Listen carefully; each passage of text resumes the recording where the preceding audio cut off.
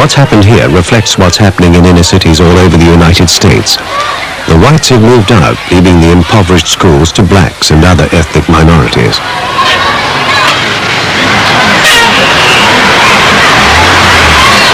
Frank Walters, the principal, has turned the school into a personal mission.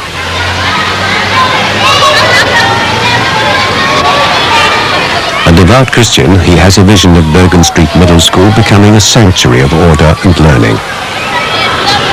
Our school motto is this: together we are building the minds of our children so that society will not have to repair the behavior of men. Let's get you back. In here, Let's go. he can show them that there's another side to life. We stress that the avenue out of this type of an environment, out of this quagmire, is through education. Get online. Bye, Mr. Walsh. Many of these children come to us from homes where there is no love. Some of them are abused children. Some come to school hungry, and they have to know that somebody cares about me. Until Frank Walters took over 6 years ago, the school was scarred by student violence. The street wars were being waged in the classroom. Now it's being run with an almost military sense of order.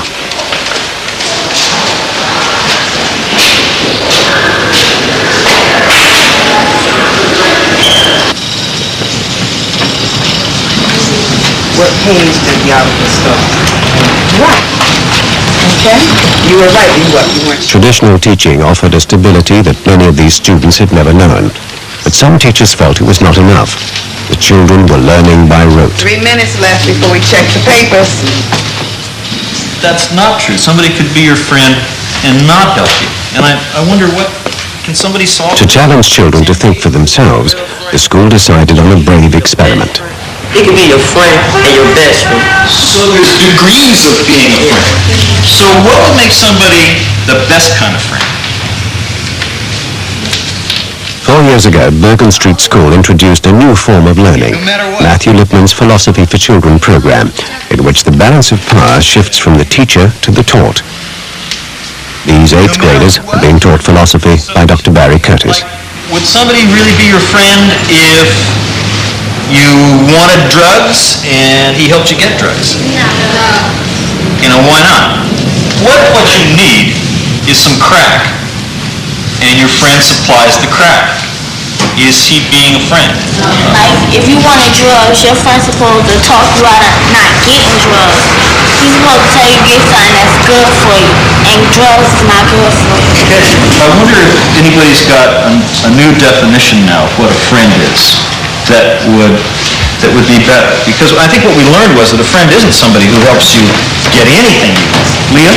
A friend is somebody that helps you do good things and do things together and talk to you out doing bad things and stop you from doing things that he or she know that hurt you. And yeah. That's a really nice definition, I think. Can anybody add to that, Michael? A friend is someone who sticks together and they share each other ideas. So that too. Maybe I can start getting some of these things up on the board. Michael, when you talk about exchanging ideas, what do you mean? You tell each other your deepest secrets that you never told nobody in your family or nobody, period, and they won't go back and tell nobody else. Okay, that's a nice example. We've had 3 examples now of expressing thoughts. We've had secrets, advice. The philosophy for children is basically a means of teaching children how to think for themselves. They must know how to think for themselves. Life for them will be a series of problems, a series of decisions.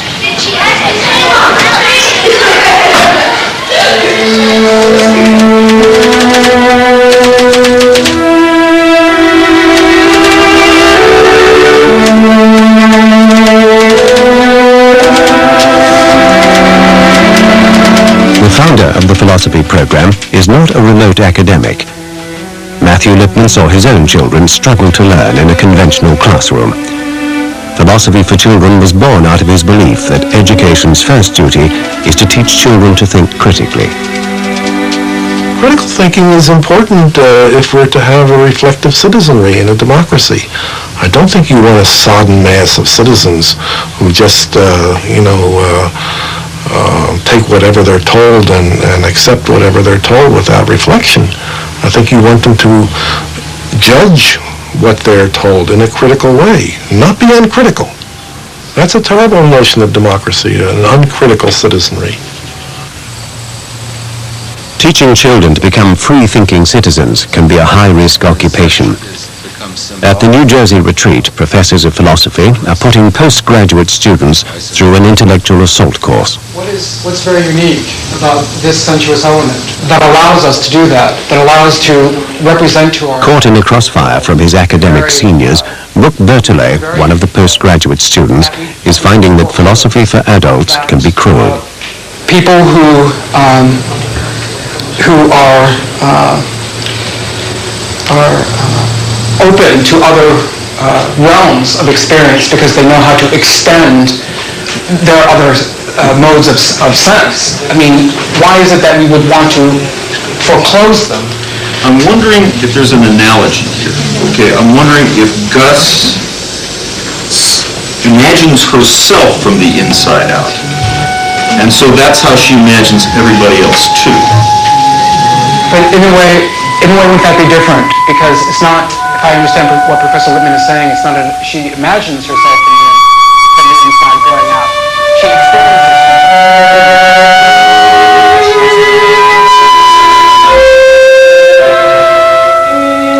A shy introvert, Brooke has just learned that he's been assigned to Bergen Street School. His colleagues fear that he may be overwhelmed by the problems that lie in wait for him in Newark.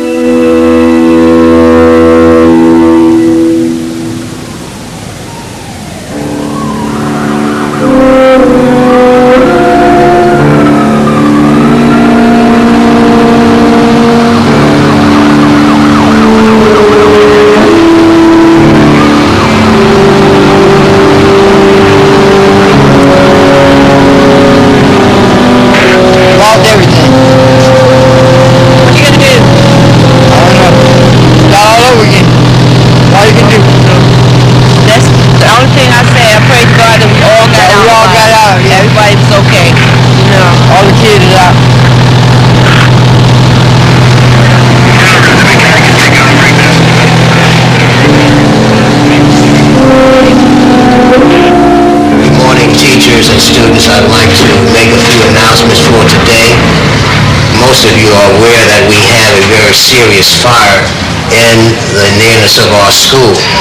At this time, there are 4 of our students that we have knowledge of who have suffered a loss because of that fire. I thought I was told in one instance, I believe Eric Hines, that his house was totally destroyed where he lives. I do know that there are some homes in that area that have been totally demolished because of the fire. You are away from school. We think that you're at home. Your parents think that you're here. Do you realize someone can swoop up, take you away, do any number of things to you, and we wouldn't even begin to look for you until 3 o'clock. By then you could be dead, buried, kidnapped, any manner of things. At least these boys were honest enough to go ahead and share the note with their parents. I don't have one for you. Your mother has to know. What's she gonna say to you? She won't be mad at me. If she pops you good, you deserve it. But you're only making it worse by lying. Now, we all make mistakes, but it's a fool who doesn't learn from a mistake. And now your mother's gonna be really angry because she's gonna have to hear it from me.